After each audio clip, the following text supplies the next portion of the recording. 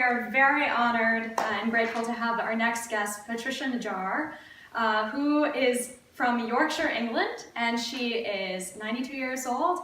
And since coming to the States, she worked as a producer for CBS News for 34 years. So please help me give a warm welcome to Ms. Patricia Naggiar.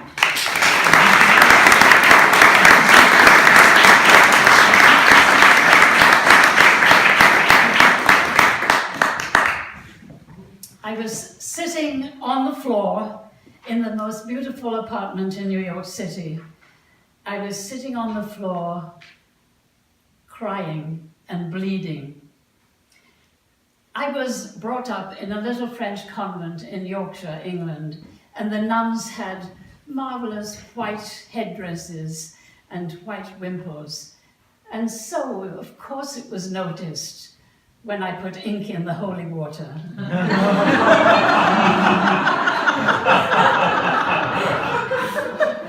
I wanted to be an actress, so when I was 17, I went to the London Guildhall.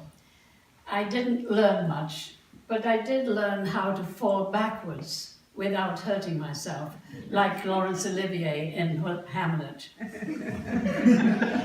My first role was that of a dead body. I was covered with a sheet, and my mother came every night.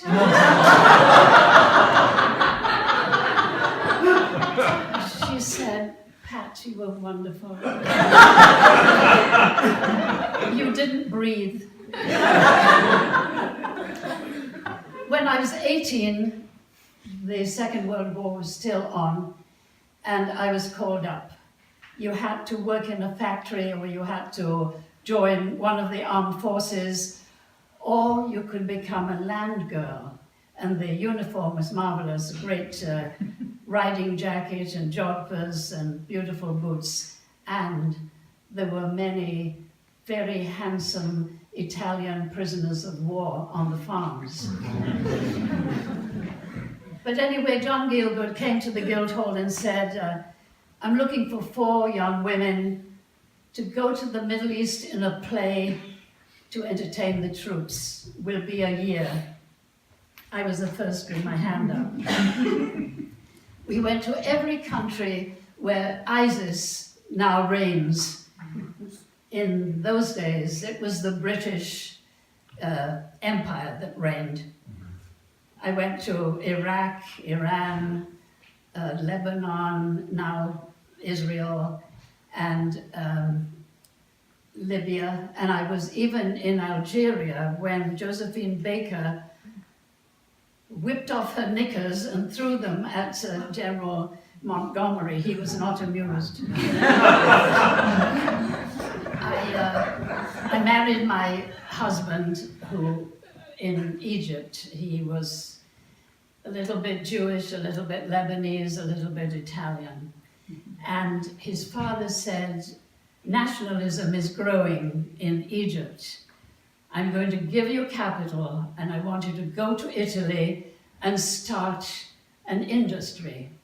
I was 21, my husband was 23. We knew nothing, but we thought people would have to eat even if there was another war. So we opened a cookie factory, and we bought 7 little Fiat vans with Raimondo Biscottificio written on them. And the cookies were so horrible that we couldn't sell them. So being English, I said, well, let's call them dog biscuits.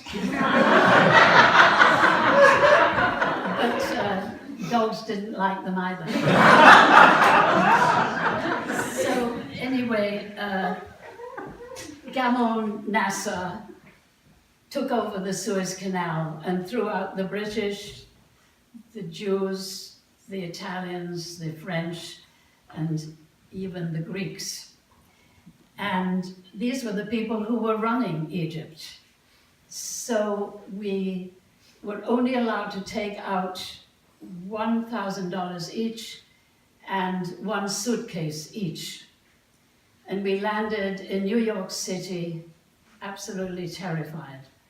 We got a crummy apartment in Jackson Heights, and I organized the whole building. I said to all the young mothers, you bring all your babies to me on Saturdays, and you can have my baby the rest of the week. My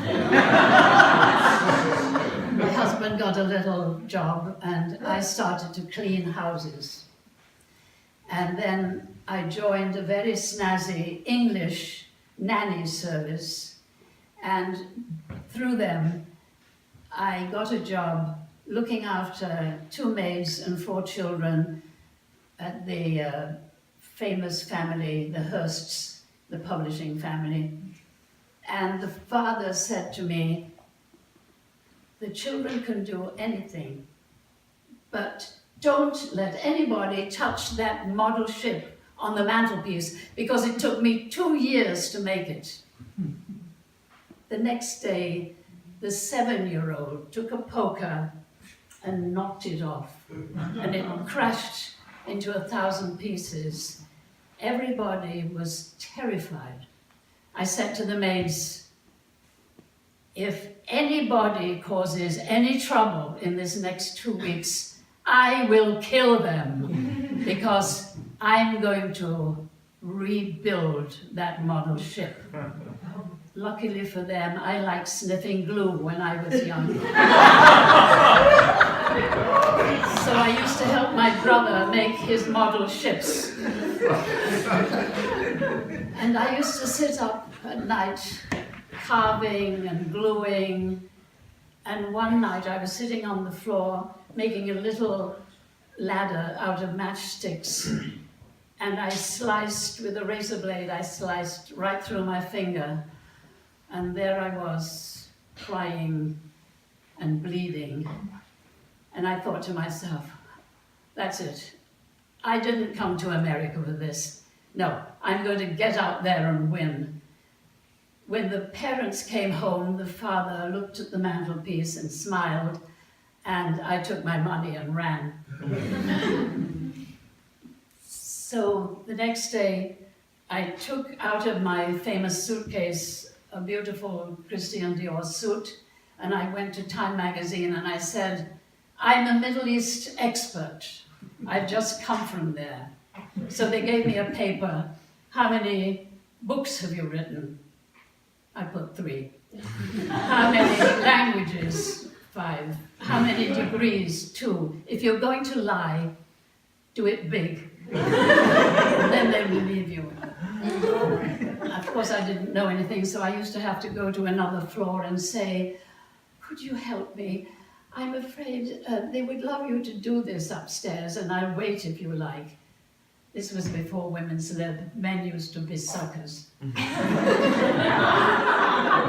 then, after a year, I went to CBS, and I said, just came from Time magazine, and they were in awe of print journalism in those days.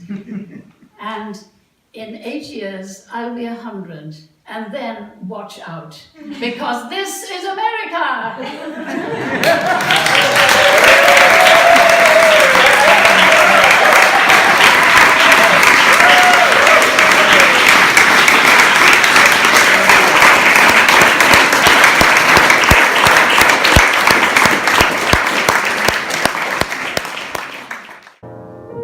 Well, that concludes tonight's program. Thank you all so much for joining us. Thank you to our amazing VIP faculty who helped put this program together, Don Upshaw, Kayo Malama, and Lucy DeGray. Thank you all so much. Thank you to Miss Patricia Naggiar for her amazingly hilarious story. We hope that you will all join us downstairs in the lobby afterwards for some wine, desserts, and conversation.